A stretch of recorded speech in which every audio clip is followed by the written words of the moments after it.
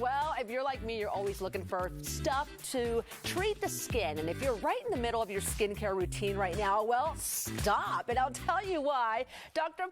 Kohli is joining me this morning in the kitchen to add something to that skincare routine. I'm so excited for this DIY project. Dr. Kohli, it's good to see you and have you here. Great to be here, Claudia. Thank you. Yes. Well, we were just talking about DIY things that we could do at home for the skin. So tell me about this face scrub that we're making today. So, you know, exfoliation or scrubbing both our face and our body, Claudia, is really important. Something we forget to do often, but we have 500 million dead skin cells. Oh my goodness. That we slough every single day. And the problem with those cells is if they accumulate on the skin, they can clog our pores, they can lead to dullness, they can lead to acne and breakouts and irritation. So the idea of the scrubs is to get rid of those skin cells, brighten up our skin a little bit. The process of scrubbing actually also stimulates blood flow, so it improves circulation, and it can also lead to collagen production in the skin. That's all wonderful, but look, at the end of the day, and myself included, I get lazy sometimes, and I'm like, oh, I'll do it tomorrow, and you're just so tired, and that bed wins in that moment. But look,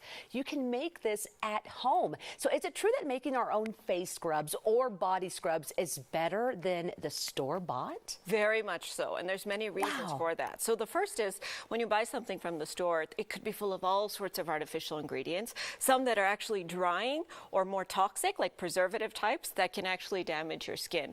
Second, it's good for the pocketbook. Yes. So it's inexpensive to make the stuff at home, but buying those ingredients in the store can actually be more expensive. And then the third, which I sort of love the best, is that you can really customize what you're putting in there according to what your skin needs. Because you can imagine that even from day to day, the needs of our skin, what we need moisture, do we need, you know, more exfoliation? Is it oily? Is it dry? That can really vary. So the American Academy of Dermatology says we should scrub probably about once a week when we're starting out. Got it. Once a week. Okay. Yeah. But if you're a regular scrubber and you don't have sensitive skin, then you can do it up to about 2 to 3 times a week. I love to scrub. Okay, so tell me how we make this face scrub and what we've brought here today. Yes, so let's talk about all the ingredients here. So first we have the oatmeal. So I really love the oatmeal because it has an anti-inflammatory effect. It's full of vitamins, and it's also very soothing and moisturizing. Yes. Okay, so we've got the oatmeal, and then what else? Then we have a little bit of honey. So the honey there actually has antioxidant effects, and it's also moisturizing, because as you're sloughing off those dead skin cells, you actually want to nourish the healthy skin underneath. Okay, and is this milk? It's milk, okay. Yeah, and we've talked about, you know, scrubbing. There's 2 different ways to scrub. One is a physical scrub, and the other is a chemical scrub. So the milk almost serves as a little bit of a chemical scrub because it has lactic acid in it, which can really help to sort of chemically dissolve some of those skin cells, can be really helpful for sensitive skin. Okay, and that's brown sugar. I love the brown sugar because the granules are small, so you're not actually scrubbing really hard. So if you have sensitive skin or skin that's prone to breakouts, it's actually really nice. You have that combination of the physical exfoliant and the brown sugar, and then the chemical exfoliant. Now, this is ready to go, or it still needs the brown sugar, I'm told? Or? Yeah, so a little bit of brown sugar on the top there, and you see the consistency there. The hardest thing about DIY scrubs is to get the consistency right. So you want to really have it so that it's spreadable, but not so that it's runny. So it's almost like a cooked oatmeal. You can even eat a little bit later if you'd like. Taste it to see if it's your liking. That's right. Okay, and so this goes on your face then? Yes, and what you want to do, Claudia, is do circular motions. Yes, exactly like you're doing. Leave it on there, just kind of let it dry, and then you want to rinse it off and follow it with your serum and your moisturizer, your usual routine. Got it. Don't do it more than 2 or 3 times a week, because you can actually start to affect those healthy skin cells. Oh no, let's not do that. And real quick, Dr. Kohli, let's go through the body scrub, because I'm interested in knowing what's in there. So just like we have to scrub our face, we should scrub our body about once a week. And the way to do it, you can use these. These are Epsom salts that have antibacterial properties. This is a carrier oil, so I like coconut oil because it's very nourishing.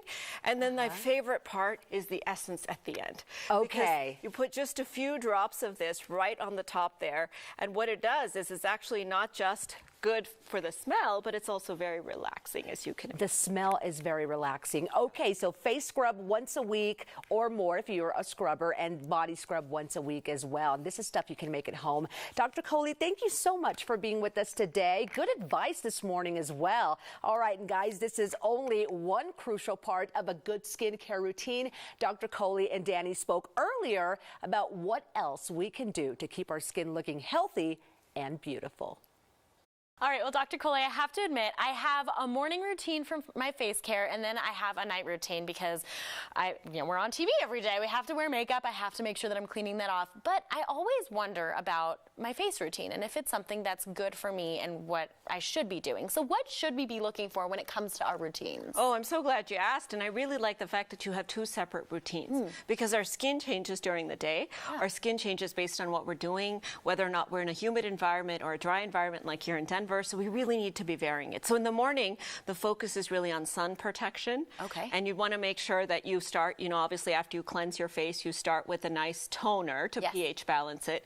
Eye cream is a must, Danny, both morning and evening. Okay. Because the skin around the eyes is separate. So you can't just take your face cream and put it around the eyes. Okay. And then I usually recommend a face cream that has a sunscreen built in it. And if you want to layer on a second layer of protection, you can. So morning sun protection and hydration is really important. Okay. In the evening, you actually want to really help cleanse and remove a lot of the impurities that have accumulated on your face, particularly like makeup or if you spend a lot of time outdoors. So cleansing is very important. And sometimes what I recommend is to start with an oil type of cleanser to dissolve a lot of the makeup and then follow that with more of a gel cleanser.